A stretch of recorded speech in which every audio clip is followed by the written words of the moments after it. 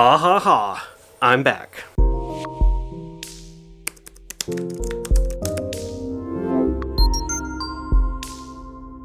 Hey everyone, Sam here, and welcome back to Samcraft. That's right, I'm back in my workshop. Wow, it's been a minute or two. And by minute, I actually mean 5 months. 5 months ago, I moved out of my workshop, moved our family into a camper here on our new property in Tennessee, and then we moved our mobile home from North Carolina to our property in Tennessee. After that, it was all hands on deck to renovate that home, get it set back up, and do absolutely everything to finish it, reset it up, and move us back in.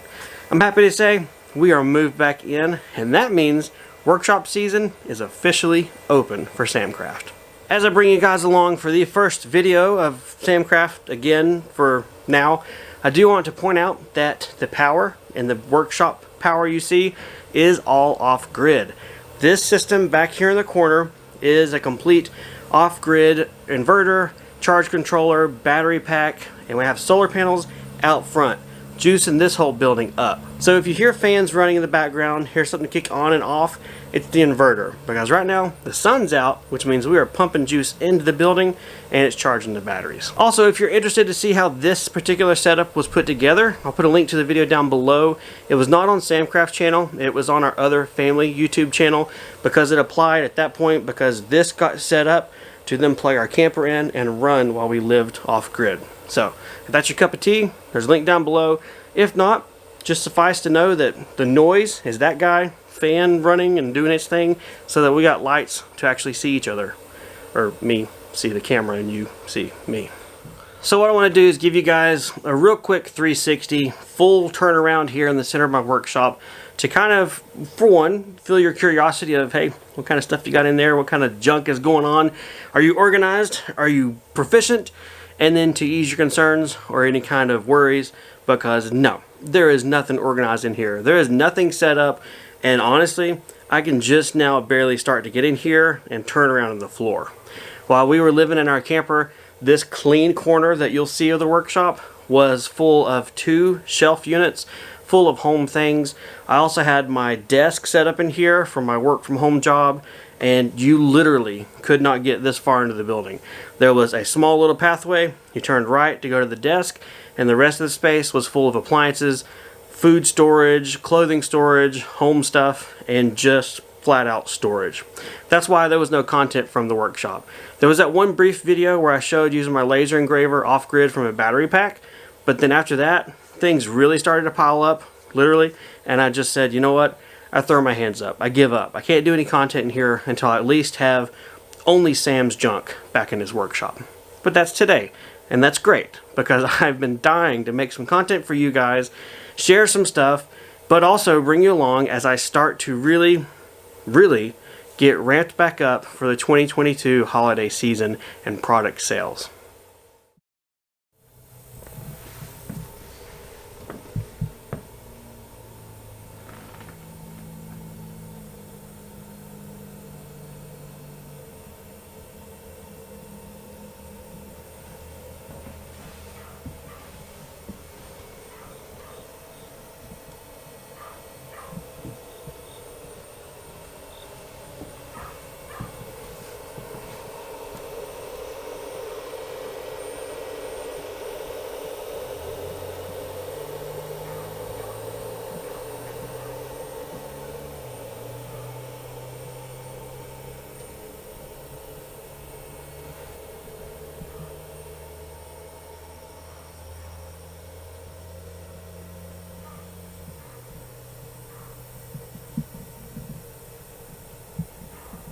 This is the cleanest part of my workshop because this is where the house stuff was stored.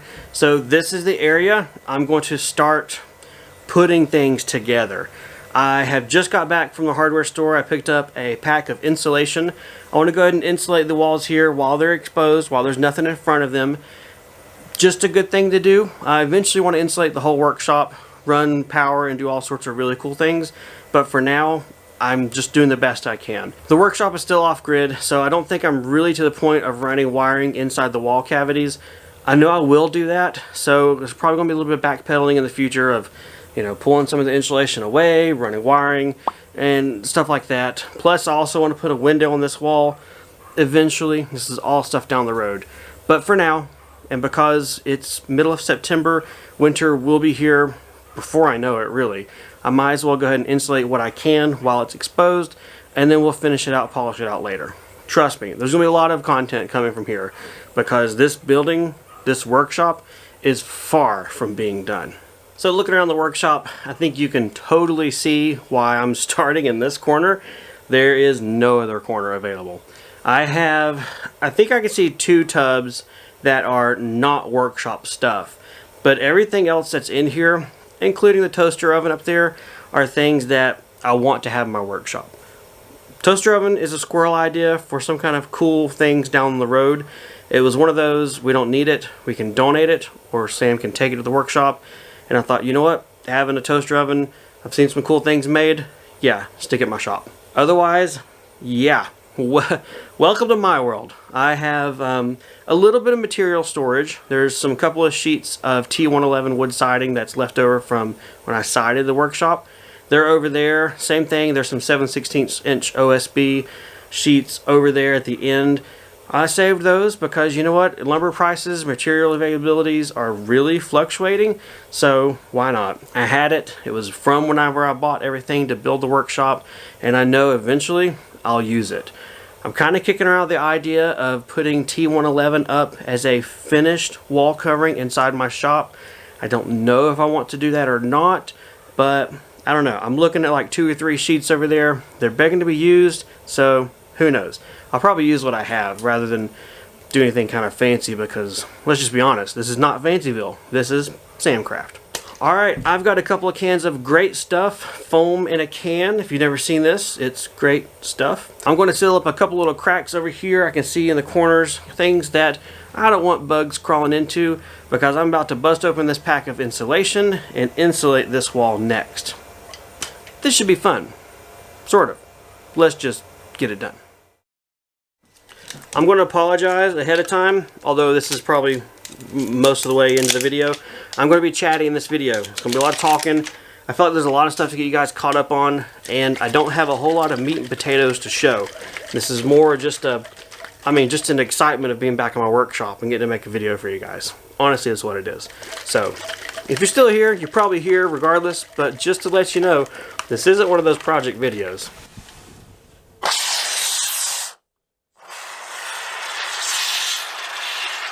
Good grief, this thing is like crazy pressure.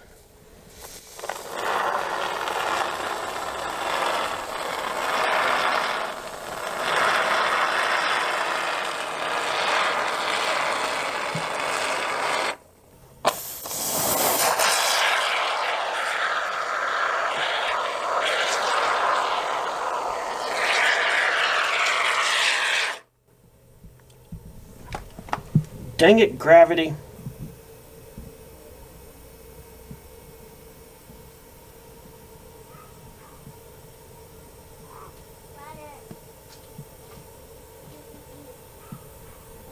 And just like that, 4 minutes later, I have all of the cracks and crannies and nooks and whatevers sealed up in that corner. Yeah, if you look above, there's daylight. The roof's not sealed up. But at least the area that I'm about to put insulation in is sealed up. You can also tell that, well, I'm not a professional spray foam installer, and it looks like a mess, doesn't it? That's alright. It's easy to cut that stuff off once it's cured and hardened. So for now, we'll leave it, give it about 20 minutes to cure, and then slice it, trim it, and be great. No problem. Nobody will ever remember it, except for everybody that watches this. My long-term goal for this area of the wall is to install a window. I'm not going to do that right now. I don't have the window. I don't want to hold up production to get this thing set back up in here to use in my workshop. So for now, we're going to insulate it and close it off. When the day comes to put the window in, that'll be a cool video to see how to put a window in once you've finished out a wall. Just plan for that someday. I don't know when that's going to be. So for now, covering it up, and we'll cross that bridge later when we get to it, right? Yeah.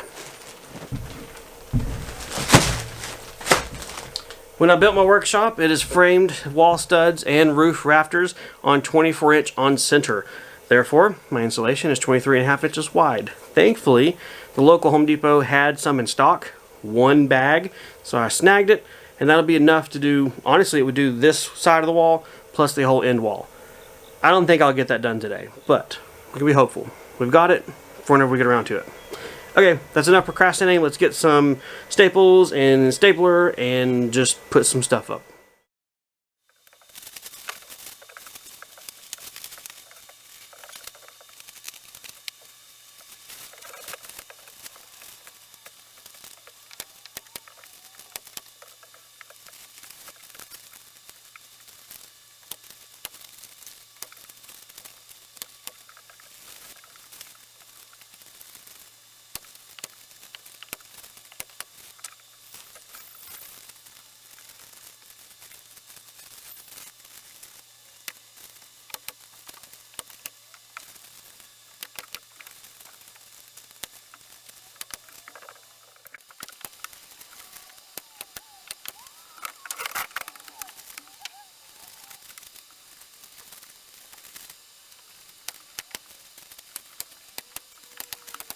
Hey, just like that, we've got ourselves an insulated wall.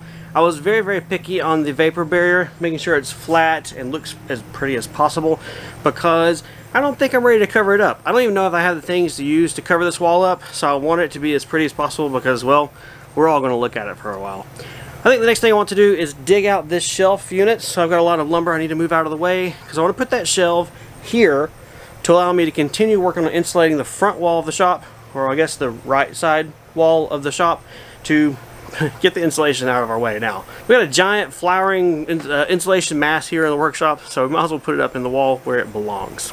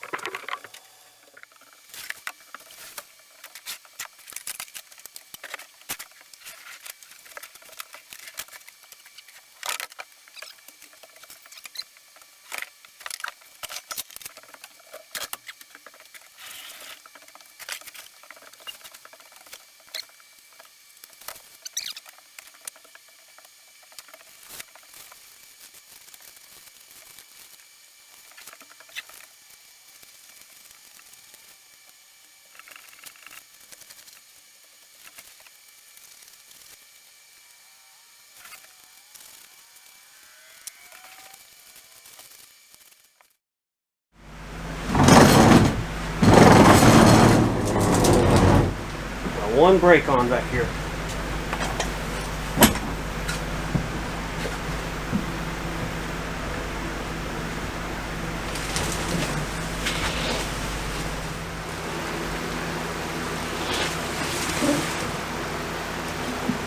That is the perks of putting your tools on wheels whenever it's possible.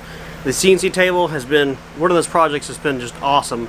I've never regretted building it, even though the majority of the time has been spent holding other things, but it's still super handy, super solid to be able to just roll around, move, and it's just been a cool project. Alright, I am going to continue by insulating the last few bays here on the wall, and then we're going to do something different, or at least talk about something other than insulation.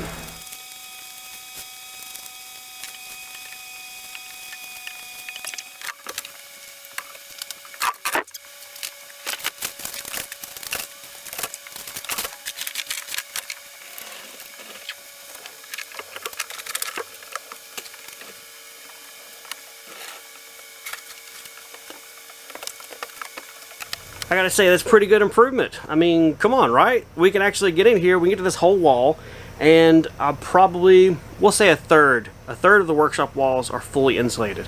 That is awesome. I turned my CNC 90 degrees to the left, and wow, I don't know why I didn't do that to begin with, but it fits a lot better. It's really close to the workbench, although you can't see that right now, it's buried. But it is over there and in the corner, and that's pretty cool. I think I'll leave it like that for now. The thing I want to do is set up a dedicated laser station measuring my Auteur Laser Master 2 Pro, which is what's in this enclosure. That's my primary laser I use for engraving. It's too big to fit against the wall right up next to the CNC. Let me show you. With the CNC table, I have about a 20-inch dead space to the right, and then I have a set of drawers that I built. These guys right here. The depth from the drawer to the wall is less than the width or depth of the otour with the enclosure. So I can't just put a laser right here on a table like I would like to do. So I think my best bet is to come over here to this corner, right now where the bandsaw is sitting, and make a simple little table work surface for the laser to sit on. Probably facing this way. That way I can open it, close it, move to the left, and then I'll have maybe another shallow workbench that goes from the laser table to the CNC table. And on top of that, I could have my drill press, which is what I use for sanding utensils. I've got a flap sander that goes in there, and then my belt sander and everything else to basically give myself a complete finished station. That should get me up and running for production. It should allow me to reopen my store for all of the wooden utensils, cooking utensils, wood engravings, everything of that sort, and also the slate items and other things that, well, you don't really need to sand, but having a laser and a little station should be good. It should be what I need. In addition to that, power is great. Power is always needed. So given the shop is completely off-grid and my solar system is over there with batteries, I'll probably just run an extension cord over. I've got some pretty good 12 gauge heavy duty extension cords, and I think I also have a 10 gauge somewhere. So I'll probably find that, I've got outlets over there at the solar system, so I can bring it over and just plug the laser and sanders into it and run them as needed for now. Hopefully what I'm saying is making sense. It probably is. I'm just overthinking it here as I'm in my workshop talking to you guys.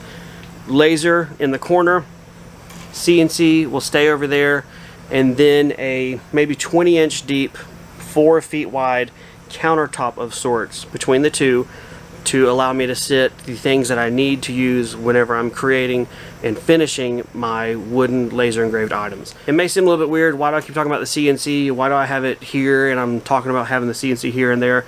I hope, and I really hope to start using it again in the future. And I also always incorporate the CNC and laser together in a sense because they are both driven and run off the same tablet. I have one Fusion 5 Windows based operating system tablet that runs the Carbide Motion software for my Shipoko Pro CNC, and then it also runs Lightburn for the Otour and any other laser engraver that I have.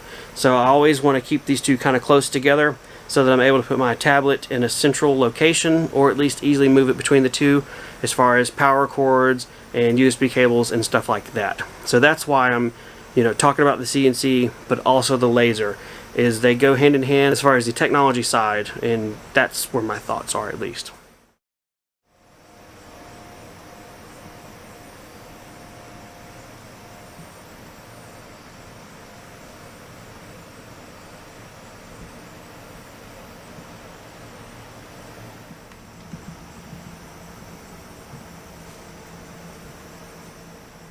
Well guys, as much as I would love to say, you know what, let's tear into it, let's go ahead and start building our laser station and continue on, I've run out of time during the day, and I would really like to give you guys some amount of content for the channel rather than put it off for 2-3 days maybe, however long it takes me to finish building this all out. That, and I don't know, maybe it would be kind of a cool video just on its own, building a dedicated laser station, talking about considerations as far as surface, not that there's much, but also things that go along with the laser engraver that you may not think you may need when you first think, hey, laser engraving would be cool, I'd love to get one, I'll just buy it and I'm done. So who knows, we'll chalk it up to that. We'll say we got another small business talk on laser engraver, setting up a workstation, the things that I have found that I needed, and maybe that'll be helpful for you as well. Either way, it has been wonderful having you guys back in my shop. It has been more wonderful having me back in my shop. Hopefully you enjoyed it. If you got any questions, comments at all, leave them for me down below. This is just the tip of the iceberg for Samcraft here. The new phase, Samcraft version 2 in the new 12x20 workshop that has a lot of work left to be done to it. There's work on the outside, plenty of work on the inside, and then of course everything else there is around running a small business, kind of a maker situation, new tools, all that kind of stuff. You guys know how it rolls here on Samcraft. Things will start rolling a little bit quicker, I really hope so, and we will have fun and make some awesome videos for you guys and just generally enjoy hanging out. Otherwise, take care, and I'll see you guys next time in the workshop.